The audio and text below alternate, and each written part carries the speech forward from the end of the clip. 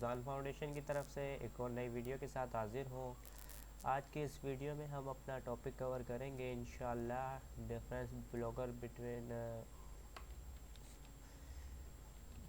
Difference क्या है blogger और वर्डप्रेस के दरमियान, तो ये हम आज कवर करेंगे। तो बेसिकली ये हमारा कोर्स है, ब्लॉगर कोर्स, सो जवान ब्लॉगर कोर्स। अगर आप हमारे चैनल पर नए हैं तो हमारे चैनल को सब्सक्राइब कर लें और इस कोर्स को ज्वाइन करें। इंशाल्लाह इस पर पूरा आपको ब्लॉगर बनाने से लेके ब्लॉगर का इंट्रो वगैरह सब कुछ लेके ब्लॉगर की अर्निंग तक एड प्लेस करके दिखाएंगे, ब्लॉगर पे गूगल अप्रूव करके दिखाएंगे, और जो एड वगैरह है उसका भी गूगल की भी सेटिंग इंशाल्लाह भरपूर तरीके से बताएंगे। तो हमने ये पिछले क्लास में ये टॉपिक कवर किए थे, इंट्रोडक्शन दिया था ब्लॉगर का, ब्लॉगर भी बताया था, होस्टिंग डोमेन सब कुछ बता दिया था। आज हम फ़र्क देखेंगे वर्डप्रेस और ब्लॉगर के दरमियान क्या फ़र्क है। जो मेन फ़र्क होता है वो ज़्यादातर जो नोट किया जाता है वो ये है कि कोडिंग का फ़र्क होता है, ठीक है। और दूसरा, कोडिंग से मुराद ब्लॉगर जो है उसमें आपको अगर कुछ मसला हो जाता है तो HTML में जाकर, कोडिंग में जाकर जो होता है आपका थीम का सिस्टम, तो उसमें जाके आपको कोडिंग करनी होती है और कोडिंग से सब कुछ चलता है ब्लॉगर में, ठीक है। और दूसरी तरफ है वर्डप्रेस। वर्डप्रेस में ऐसा नहीं होता। वर्डप्रेस में ऑलरेडी प्लगइन्स दिए हुए हैं, आपको जो कुछ करना है जाके प्लगइन इंस्टॉल किया और प्लगइन की सेटिंग की, बस काम आपका हो गया। लेकिन ब्लॉगर में जो होता है, ब्लॉगर में आपको खुद कोडिंग करनी होती है, सेटिंग करनी होती है। वर्डप्रेस में ऐसा नहीं है। वर्डप्रेस की आपने प्लगइन इंस्टॉल की और कर लिया काम। कुछ कोडिंग भी होती है एडिटर में, लेकिन ज़्यादातर प्लगइन से ही काम हो जाता है। और दूसरी बात, जो मेन मसला होता है ज़्यादातर न्यू लोगों का, वो ये होता है कि ब्लॉगर पे होस्टिंग नहीं होती, ब्लॉगर अपनी होस्टिंग फ्री देता है। और होस्टिंग से मुराद क्या है वो हमने पिछली क्लास में पढ़ा था, होस्टिंग होती क्या है क्या नहीं। और वर्डप्रेस पर आपको होस्टिंग खुद लेनी होती है, यानी बाय करनी होती है। वो भी तकरीबन पैकेज 16 पाकिस्तानी रुपीज़ में 1600 2000, या यही लगा लेंगे $5 पर मंथ, या कोई $3, या कोई $1 में भी कोई दे देता है, लेकिन उसका वो है सर्वर डाउन हो जाता है। सर्वर डाउन से मुराद एक ही दम अगर आपकी ट्रैफिक आ जाए एक ही टाइम में आपके वेबसाइट पे ज़्यादा, तो सर्वर डाउन हो जाता है, आपकी साइट डेड हो जाती है, यानी उस टाइम कुछ टाइम के लिए बंद हो जाती है। तो वो सर्वर काम के नहीं होते।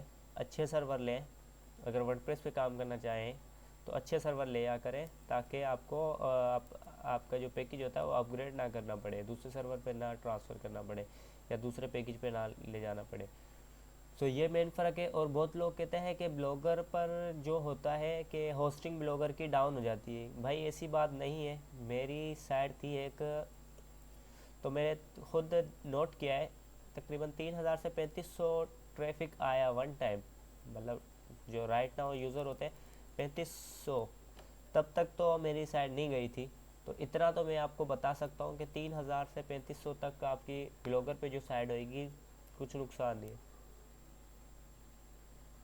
हाँ, अगर 10,000 या 20,000 जो इवेंट ब्लॉगिंग होती है उसमें तो आते हैं, बहुत से लोग करते हैं इवेंट ब्लॉगिंग। वो कौन सा वर्डप्रेस पे करते हैं, वो ब्लॉगर पे ही करते हैं। अब इवेंट के लिए हर कोई होस्टिंग को ही बाय करेगा, इतने पैसे को ही करेगा। अगर उन्हों का इवेंट चला ना नहीं तो क्या कर लेंगे वो, तो उन्हों के पैसे तो गए।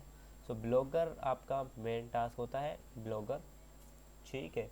ब्लॉगर में ये फ़ायदा है, और न्यू यूज़र के लिए भी ब्लॉगर है कि होस्टिंग नहीं बाय करनी पड़ती। डोमेन, सब डोमेन लगता है इसमें।